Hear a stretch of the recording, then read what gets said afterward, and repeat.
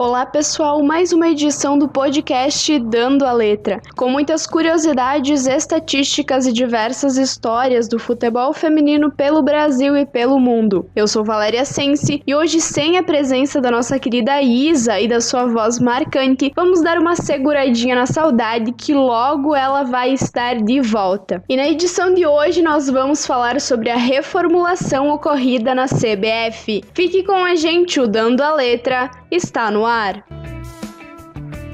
Mulheres referência, as verdadeiras donas do campinho. Mulheres que lutaram e ainda lutam pelo seu espaço e pelo reconhecimento do futebol feminino no Brasil. Mulheres que estudam e são sim muito capacitadas para jogar, treinar, serem árbitras ou mesmo serem administradoras dentro da modalidade. Nesta semana, a CBF anunciou as duas novas coordenadoras do futebol feminino da entidade. Duda Luizelli ficará à frente da coordenação da Seleção Brasileira Feminina, enquanto que Aline Pellegrino assume uma nova pasta criada por Caboclo, a coordenação de competições femininas. Duda e Aline foram apresentadas pelo dirigente Rogério Caboclo antes da entrevista coletiva da convocação de Pia e receberam das mãos do presidente camisas da Seleção Brasileira. Os uniformes estavam numerados com os números da época em que elas defenderam o Brasil dentro de campo. Sendo assim,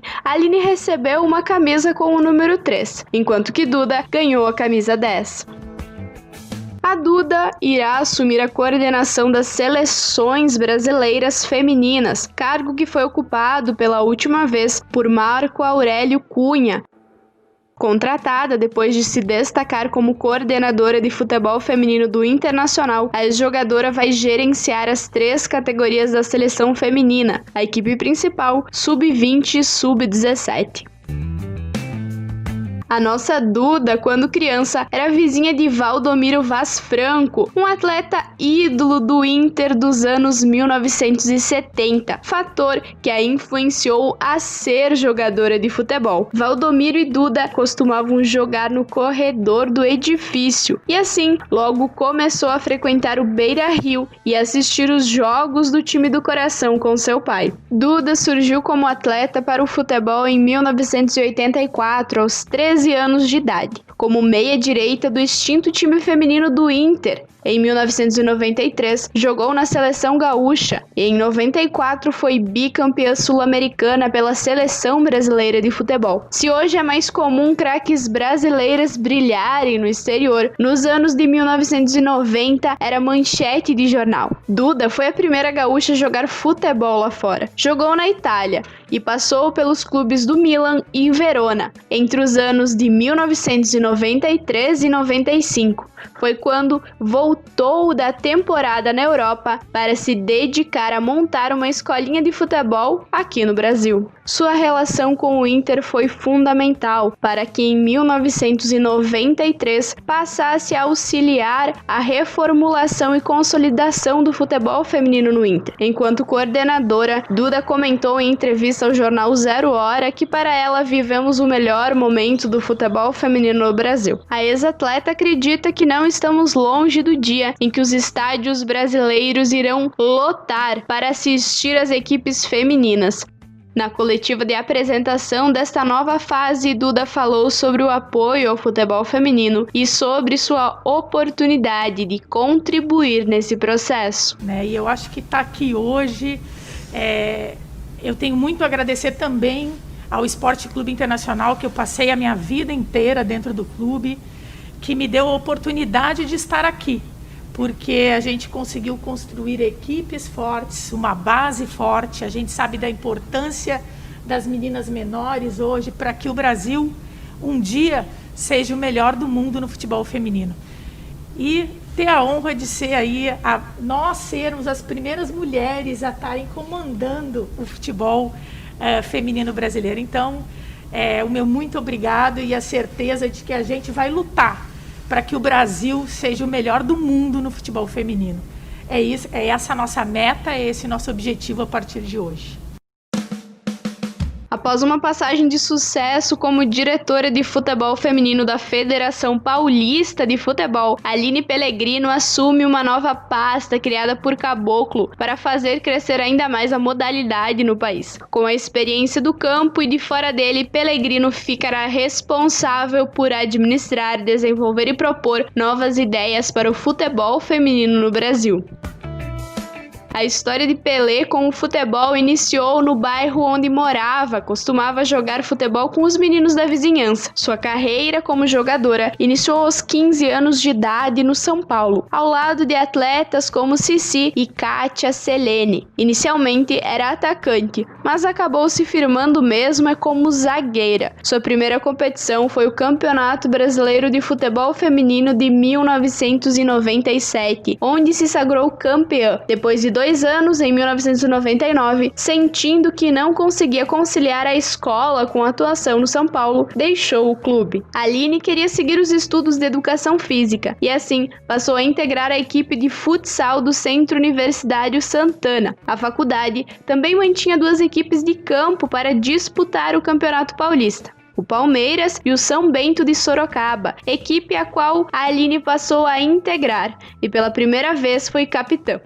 Em 2001, com uma seleção formada basicamente pela equipe do Uni Santana, Aline conquistou a medalha de ouro dos Jogos Mundiais Universitários de Pequim. No Uni Santana, Aline permaneceu 8 anos, até 2008, com um breve intervalo onde passou 6 meses em uma equipe do Japão. Isso no ano de 2005. Após isso, foi para o Santos, onde conquistou as Copas do Brasil de 2008 e 2009 e a Copa Libertadores da América em 2010. Esteve na seleção brasileira entre os anos de 2004 e 2013, exercendo a função de capitã a partir de 2005, até a sua aposentadoria, sendo a capitã mais longeva da seleção, incluindo homens e mulheres. Em 2011, com o encerramento da equipe do Santos, transferiu-se na companhia de suas colegas de seleção brasileira, Cristiane e Fabiana, para um clube russo. Ficou lá até 2013, mas não conseguiu se adaptar à língua e ao clima, e por esse motivo voltou ao Brasil para jogar no Juventus São Caetano, onde receberia Bolsa Atleta do governo federal. Nesse mesmo ano, a Aline acabou se aposentando pelo Clube do Paraná. Ainda no ano de 2013, após anunciar sua aposentadoria dos gramados, trabalhou como técnica do Vitória das Tabocas, time da cidade de Vitória de Santo Antão, interior do estado de Pernambuco. Nele foi campeã pernambucana, mas permaneceu apenas 3 meses. Em 2014, exerceu o cargo de coordenadora do Departamento de Futebol do Esporte Clube Sírio. Após esse período, atuou como supervisora da equipe do Corinthians Audax. No clube, participou de um curso de gestão realizado pela Federação Paulista de Futebol. Desde junho de 2016, passou a exercer a função de coordenadora do Departamento de Futebol Feminino da Federação Paulista de Futebol.